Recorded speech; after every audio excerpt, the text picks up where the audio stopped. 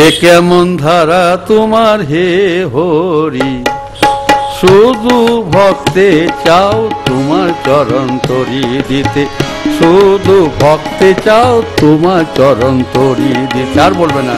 শ্রোতা, বিজ্ঞানকে বলেছে ক্রমন্বয়বাদ, ভক্তিবাদও তাই। সকলের কর্মফল একরকম নয়। লাটু মহারাজকে একটি ছোট্ট প্রশ্ন করেন তার গুরুদেব। গুরুদেব প্রশ্ন করেন, হ্যাঁ রে নেটো, গৌর সুন্দর তো সবাইকে উদ্ধার করলেন রে, হ্যাঁ আমরা কি আর ভক্ত সঙ্গ পাবো? কি বলেছিলেন তিনি, কি বলেছিলেন? হ্যাঁ বলেছিলেন, প্রভু তখন তার অনেকে জন্ম নেয়নি, মানে যারা ব্যাকটেরিয়া আছে আদি থেকে আপনার মনে করুন এই কেঁচো, সাপ, আপনারা সকলেই গিরগিটি হয়েছেন, সকলে সাপ হয়েছেন, উল্লুক হয়েছেন, ভালুক হয়েছেন, যতগুলো জীবকে আপনারা ভয় করেন তাও হয়েছেন। এখন মানুষ এইসব জন্মেছেন। বলে না না প্রভু, তারা আসবে।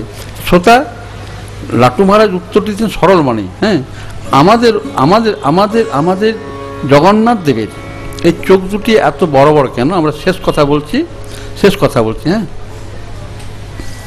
চোখা আঁখি বলা হয় প্রভুকে, চোখা আঁখি। খুব আদর করে উড়িষ্যাতে ডাকেন সকলে চোখা আঁখি। হ্যাঁ, তো শ্রী জগন্নাথ দেবকে ভালোবাসুন আপনারা। তিনি কতটা ব্যাকুল হয়ে বড় বড় চোখে তাকিয়ে আছেন। নামটি হলো চোখা আঁখি। আপনাদের চোখের নামটা হলো চোখি। আপনারা যখন জগন্নাথ ধামে যাবেন, গঙ্গার দশহরায় দাঁড়াবেন, তখন আপনাদের চোখের নামটি হবে চোখি, আর প্রভুর চোখের নাম হল চোখা আঁখি। এক প্রকার পাখি আছে, জল পাখি চন্তি নামই হলো, তাকে বলা হয় চক্রবাকি বা চক্রবাক। কেমন? এরা শ্রীরামচন্দ্রের অভিশাপে রাত্রিতে একসাথে রইতে পারে না। নদীর পারে থাকে চক্রবাক, ওপারে থাকে চক্রবাকি, একসাথে থাকতে পারে না, ডাকাডাকি করে। কেমন? চক্রবাকি সারা ধরে করুণ স্বরে ডাকে। এই যে ডাকটি এইরকম করুণভাবে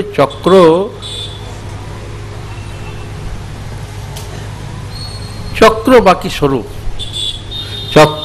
স্বরূপ ভক্ত যখন মন্দিরে প্রবেশ করে, তখন প্রভু বড় বড় চোখে তাকিয়ে দেখেন, দেখতে থাকেন।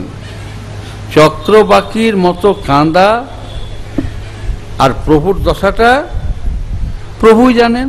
শ্রোতা, আপনাদের অন্তরের ব্যথাটি প্রভুর সুখ লাগি ব্যথা। আপনাদের অন্তরের ব্যথাটা প্রভুর সুখের জন্য ব্যথা। আপনাকে চেয়ে প্রভু খুশি হবেন। শ্রোতা, আপনারা যাবেন তো গঙ্গা দশহরায়, দেখবেন, তাই ব্যথাটি যেন জাগে। সাধুর সাথে যাচ্ছেন আপনারা জগন্নাথে, ব্যথাটি যেন জাগে সেখানে। হ্যাঁ, কেমন না, সন্তান বাইরে আছে, সন্তান মায়ের কাছে বাবার কাছে আসার জন্য ছটফট করছে, মাকে সুখ দিবে বলে, হ্যাঁ ছুটি নিয়েছে, কোম্পানির কাছ থেকে পয়সা নিয়েছে, পাসপোর্ট 700 সব, মাকে সুখ দিয়ে, বাবাকে সুখ দিয়ে বলে তো। হ্যাঁ,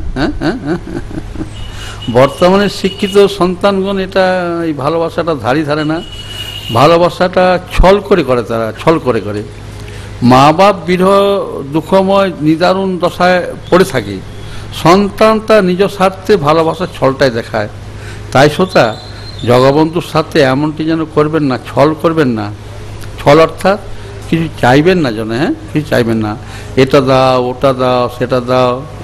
এইটার বলার অর্থ হলো ছল করা। কেমন?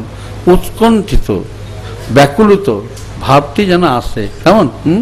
যদি সাধু সঙ্গটি করা হয় তাহলে তো হবে। সাধু সঙ্গকারীকে প্রভু বলেন তুই সাধুর সাথে এসছো, তিনি কখনোই বলবেন না কিং প্রিয় করবাণী তৎমে বদ জ্ঞাপয়, এটি তিনি বলবেন না। তোমার জন্য আমি কি করতে পারি তুমি বলো, আমাকে জানাও, এটি তিনি বলবেনই না, তিনি কখনোই বলবেন না। সাধু সঙ্গকারীকে তিনি খুব ভালোবাসেন। এটি যেন দাম্ভিক গর্ব করে বলা পণ্ডিতেরই বলা, কিম প্রিয় কর বাণী তৎমে বদ কৃপয়া জ্ঞাপয়। গর্ভ মন্দিরে গেলে আর কিছু চাইবার থাকে না শ্রোতা। চন্দন সৌরভ পরিপূর্ণ গর্ভ মন্দির, তাপ নিবারক, সুশীতল মন হয়, মনটা হয় শান্ত। তাই শ্রোতা, আজ আমরা কথা শান্ত করলাম। শান্ত মনে আপনারা খাওয়া দাওয়া করবেন, চিল্লাচিল্লি করবেন না, আর বলবেন না যে জামাইবাবু খেতে দেয়নি। হ্যাঁ, ঠিক আছে? এমন যেন না শুনি, বলবেন না যে জামাইবাবু খেতে দেয়নি। হ্যাঁ, ঠিক আছে? তাহলে কালকে আমরা একটু তাড়াতাড়ি বসবো, কারণ তাড়াতাড়ি শেষ হবে, বেশি রাত করে লাভ নেই। ঠিক আছে? ঠিক আছে, কালকে আমরা একটু তাড়াতাড়ি বসবো, আপনার তাড়াতাড়ি আসুন যেন। হ্যাঁ, ঠিক আছে? কাল বেশি কথা আছে, ভালো গান আছে। আজকে আপনারা সকলেই ব্যস্ত আছেন, অনেক অনেক দূর থেকে এসছেন, কষ্ট করে এসছেন। এরা রোদে এসছেন, অনেক কষ্ট করে এসছেন। কাল কিন্তু বাজাতে হবে। হ্যাঁ, তাহলে ততক্ষণ পর্যন্ত কি বলা হয় আমাদের? রাধিকা রাধিকা প্রাণাধিকা সারাধিকা, রাধিকা রাধিকা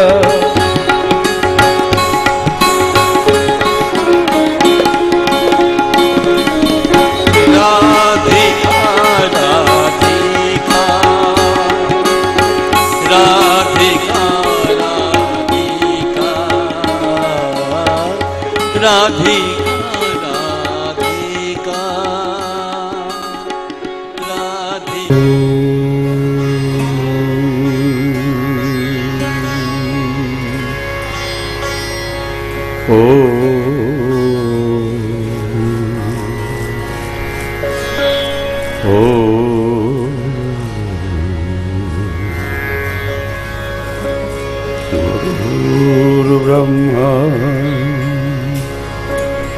गुरु विष्णु गुरुदेव सदा अच्युतः न गुरोधिक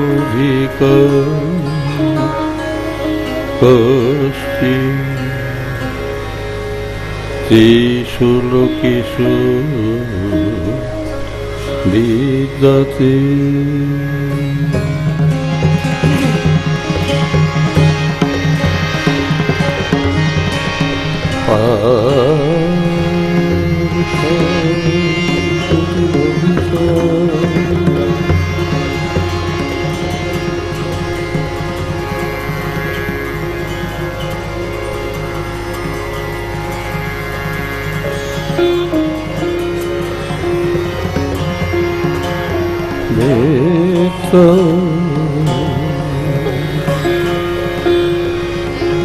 श्री कृष्ण ज्ञान मुद्रा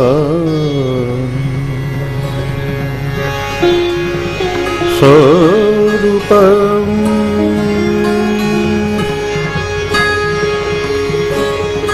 श्री कृष्ण ज्ञान मुद्रा स्वरूपम् कंसानुमर्दन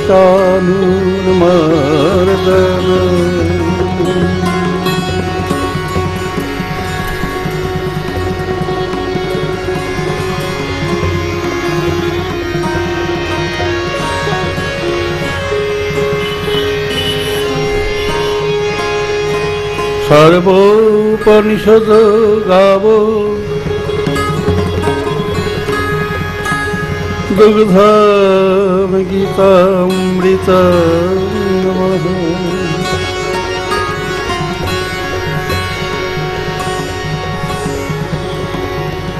व्यासदेव जी लिखेছেন दुग्धम गीतामृत, তারপরে লিখেছেন জানি না কেন লিখেছেন,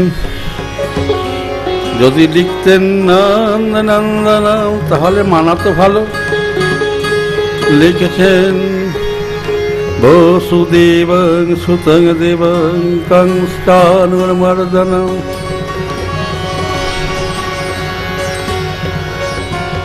মথুরার কাহিনী লিখেছেন। মাতা পিতাকে মুক্ত করেছেন, তখনও 12 বছর পূর্ণ হয়নি। জন্মের আগের থেকে অনেকগুলো ভাইকে হত্যা করছে, একটা ভাইটা অ্যাবর্শন হয়ে গেছে, আর অনেকগুলো বছর ধরে মাতা পিতা জেলে ভুগছেন। মাতা পিতাকে যে সন্তান এই সংসার ও কারাগার থেকে মুক্ত করতে পারেন তার নামে কি হয়? জয় ঘোষ হয়। দেব কি পরমানন্দ। ব্যাসদেব যদি লিখতেন যশোদায় আনন্দবর্ধকম ভুল লেখা হয়ে যেত, কারণ প্রেমেতে কিছু লেখা যায় না, কিছু বলা যায় না, প্রেমেতে শুধু সম্ভব সম্ভব। ব্যাসদেবজি লিখছেন কৃষ্ণম বন্দে জগৎ গুরু, কৃষ্ণম বন্দে জগৎ গুরু, কৃষ্ণম।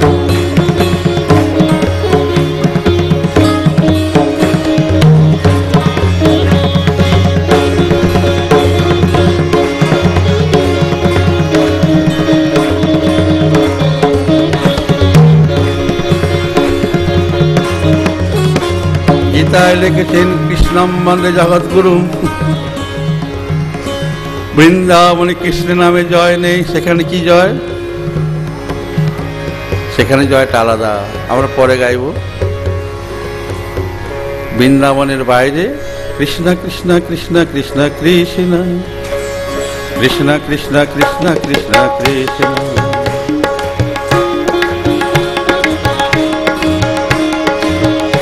আর ব্রজে ব্রজে কৃষ্ণ নাম নেই। কোন সাম্রাজ্যের মহারাজার নামেই জয় দেওয়া হয়। বৃন্দাবনে মহাসামগ্রী মহারানী রাধা রানীর নামে জয়। রিক্সাওয়ালা বলে জয় রাধে জয় রাধে, দোকানদার বলে জয় রাধে জয় রাধে, যাত্রী বলে জয় রাধে, পান্ডা বলে জয় রাধে, কৃষ্ণ গায় জয় রাধে জয় রাধে।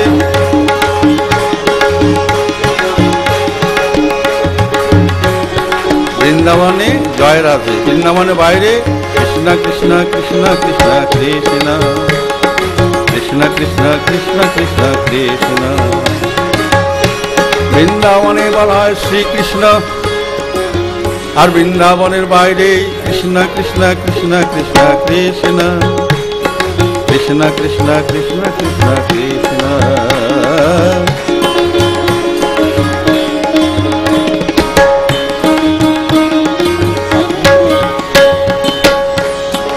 কৃষ্ণ কৃষ্ণ কৃষ্ণ কৃষ্ণ।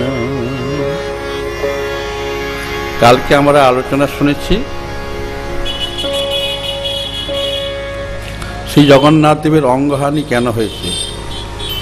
তো শ্রোতা আপনি যে কজন জানাচ্ছেন বলুন তো, আপনাদের কয়টি মনে আছে, কয়টি কারণ মনে আছে? কারো কি 5টি কারণ মনে আছে? যে 5টি কারণ? আমি তো অনেকগুলো কারণ বলেছিলাম কালকে। একটি মনে আছে না? প্রথম ব্যাসপীঠে রাধা নামে গিয়েছিলেন মাতা রোহিণী, সেটি মনে আছে না? রাধা দুঃখে বিরহে অঙ্গহানি। আজকে আপনার মন দিয়ে শুনে নিন, কেন ডাগর ডাগর চোখ, দিঘল দিঘল আঁখি কেন? আপনাদের মধ্যে বিবাহিত কে নন? হাত তুলুন তো। আপনাদের মধ্যে বিবাহিত কে নন? আপনি বিয়ে করেননি? করেননি? ভাগ্যে বউ জুটেনি? ও জুটেছে, বউ জুটেছে, জুটেনি না? আপনিও বিয়ে করেননি? কি বলছেন মশাই? আচ্ছা, তাহলে বইয়ের কখন বড় বড় চোখ দেখা যায়? আপনার গিনি কখন বড় হয়? কখন? আপনি বিয়ে করেননি? ও বাবা, আমি বিয়ে করেছি, আমি বিয়ে করেছি। না না, আমি বিয়ে করিনি, আমি মেট্রিক পাসই করিনি। বিয়ে মানে ব্যাচেলর অফ আর্টস কবে করলাম? শ্রোতা, ভালো কথা শুনুন এক মনে, হ্যাঁ এক মনে শুনুন। যাদের মাটিতে বসতে কষ্ট হবে তারা চেয়ারে গিয়ে বসো, কোনো অসুবিধা নেই। কিন্তু কান দুটো আমার কাছে দাও। আজকের কথায় তোমাদের কান দুটো আমি ভিক্ষা চাইছি, কেমন?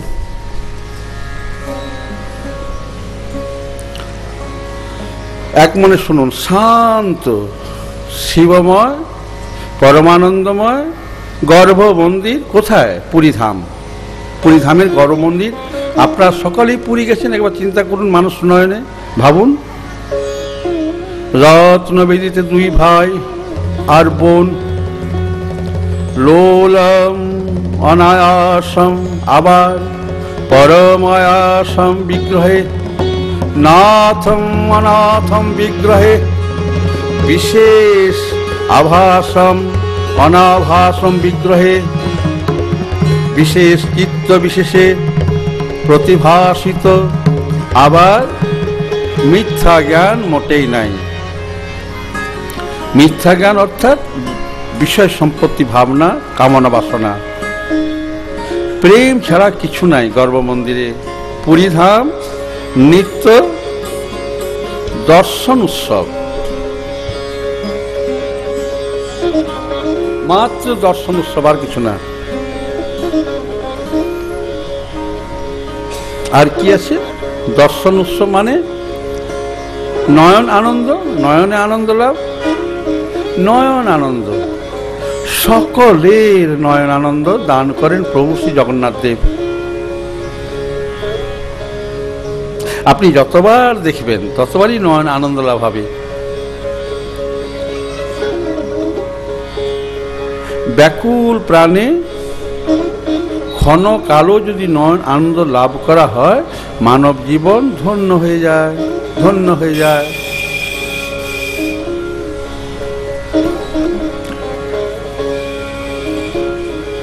পুরী মহারাজ এই নয়ন আনন্দ বিধান করেছেন। মন্দিরে, গর্ভ মন্দিরে বিকশিত প্রকাশিত বিকশিত প্রভুর অধর পল্লবে আর প্রকাশিত অঙ্গ কান্তিতে মুগ্ধ মাধুর্যে লুব্ধ হয়ে তো প্রতি বৎসর গঙ্গা দশহরায় আপনারা যান তো? যাওয়া হয়? যান তো?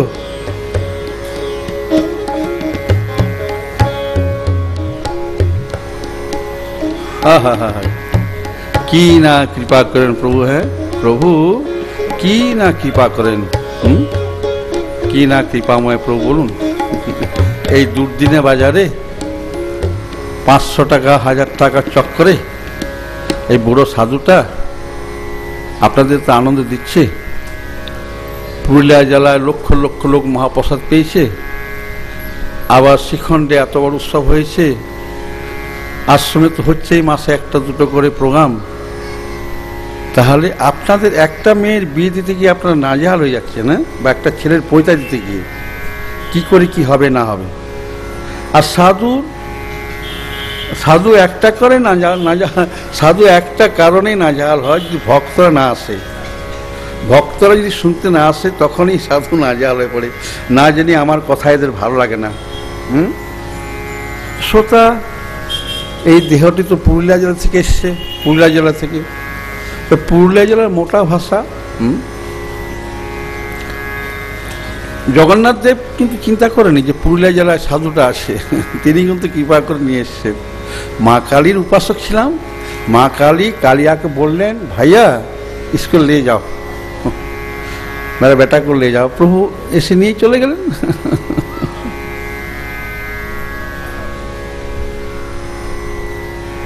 প্রভু এসে নিয়ে চলে গেলেন।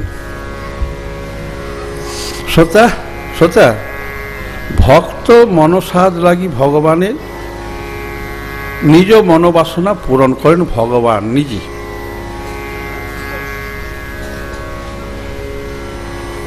এইটি হলো নৃসিংহ অবতার লীলা। ভক্তের মনসাদ পূরণ লাগি ভগবানের নিজ মনসাদ, মনোবাসনা। বালক প্রহ্লাদ, মাত্র 5 বছর বয়স,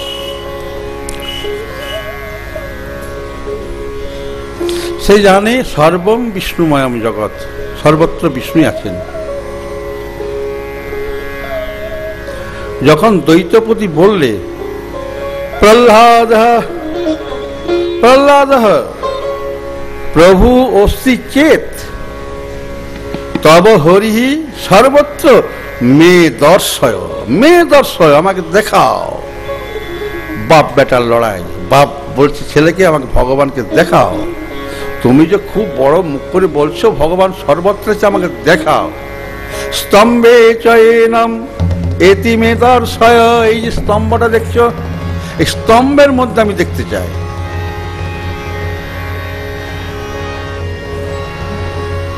প্রহ্লাদ কাঁদছেন,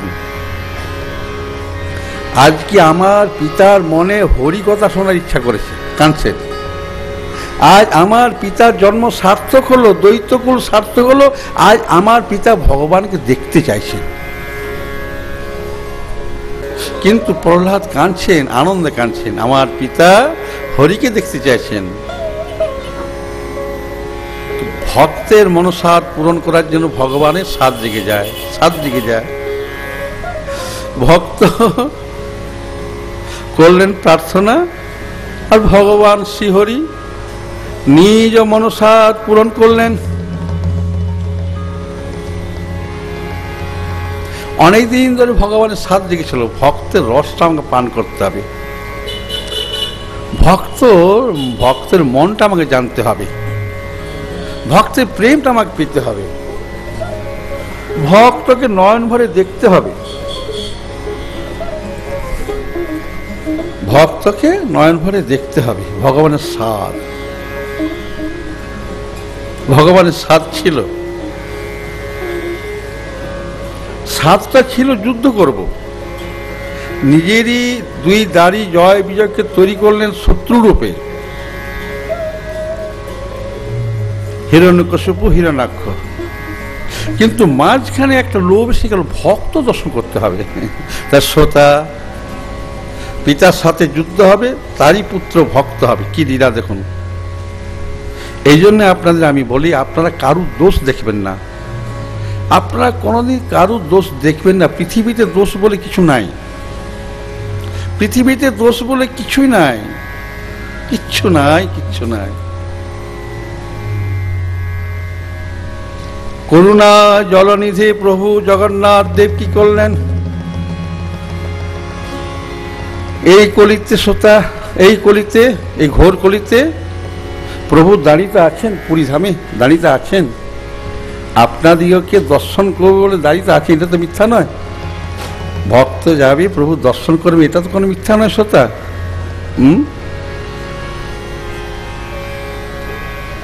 কিন্তু আজকের কথা, দিঘল দিঘল আঁখি, প্রভু শ্রী জগন্নাথ দিঘল দিঘল আঁখিতে দাঁড়িয়ে আছেন। ভক্ত কখন আসবে? ভিড় হয়, হাজার হাজার লক্ষ লোকের ভিড় হয়, কিন্তু ভগবান ভাবেন ভক্ত কোনটা, ভক্ত কোনটা, ভক্ত কোনটা। মায়েরা অনেকে আছেন, কারো বাড়িতে বিয়ে এসছে, তো বউকে খুঁজতে এসছে, তো বউকে তো বড় বড় চোখে দেখবে, তো দেখবে না, এমনি করে দেখবে না কোনটা বউটা। বউটা এক মনে কথা শুনছে, কি আপনার বউ এক মনে কথা শুনছে, তাহলে আপনি তেমনি করে দেখবেন। ঠিক সেই রকমভাবে ভগবান বড় বড় চোখে ভক্তকে খুঁজছেন, কোনটি আমার ভক্ত। হ্যাঁ, ভক্তের স্বরূপ আছে, ভক্তের গাত্র গন্ধ আছে। আপনার পরীক্ষা করে দেখুন না, প্রথম দিনই হবে না, 2-1 দিন চিন্তা করুন। বাড়িতে সাধু হওয়ার কথা চিন্তা করবেন না, খুব চিন্তা করবেন। যেদিন খুব গন্ধ পাবেন যেন সাধু আপনার বাড়িতে এসে, একদম নিশ্চিত পাক্কা। ভক্তের গাত্র গন্ধে ভগবান চিনে নেন শ্রোতা। এই কারণে আমি ফ্যান ব্যবহার করি না, একটু যদি ঘামতে পারি ভালো হয়, যদি গায়ের গন্ধ পায় ঠাকুর আমার, আর কিছু না, আর কিছু না, আর কিছু না। তা আপনারা তো শিক্ষিত, বেশ ভালো পণ্ডিত লোক, শিক্ষিত, আপনারা নিশ্চয়ই জানেন কখন কখন বড় বড় চোখ করা হয়, নিশ্চয়ই জানেন। কখন কখন চোখ দুটি বড় হয় আপনারা অনেক সময় বলেন তো, বলেন না, আপনারা বলেন যে ওরে বাপ রে বাপ, উনি যা বড় বড় চোখ করে তাকালেন, আমি কখন বড় বড় চোখ করে তাকাই, আপনারা বলা বলি করেন, হ্যাঁ, বাপ রে বাপ যা বড় চোখ করে তাকালেন, কিছু বলতে সাহসই হলো না।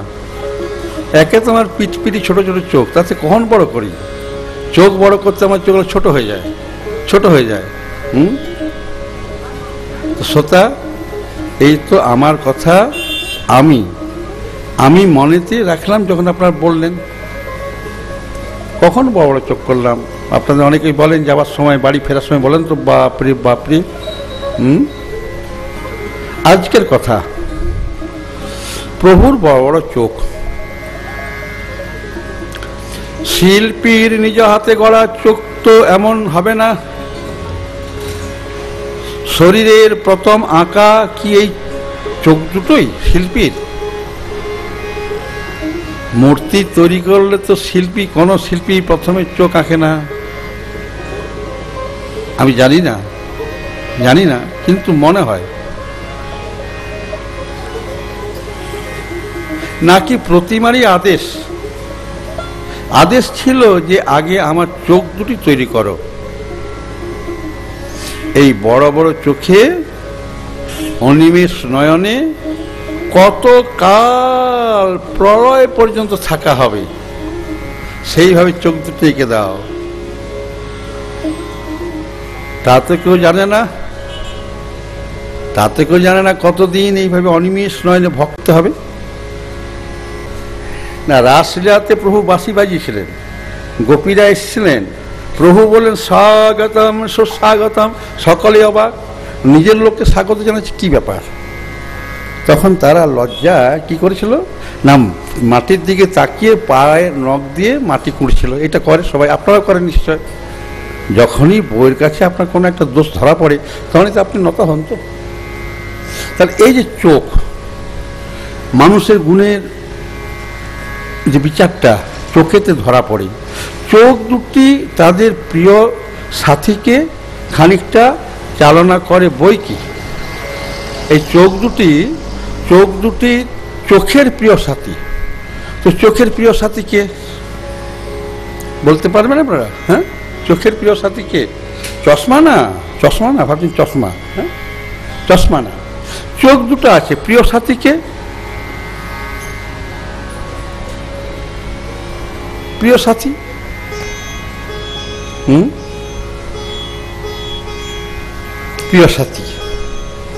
প্রিয় সাথীকে খানিকটা পরিচালনা করে, অর্থাৎ নাসিকাকে। তাই চোখের পরিচয় নাসিকার উপরও খানিকটা নির্ভর করে। যেমন নাসিকায় ঘ্রাণ শক্তির প্রভাবে কুকুর আছে, কোনো ভিআইপি বা ভিভিআইপি আসবেন, কুকুর দিয়ে দেখা হয়, মাটিটা দেখা হয়, আশেপাশে দেখাতে হয়। তাহলে কুকুরের নাসিকার শক্তিটা, ঘ্রাণ শক্তিটা বেশি, এবং তার চোখ দুটো আলাদা হয়।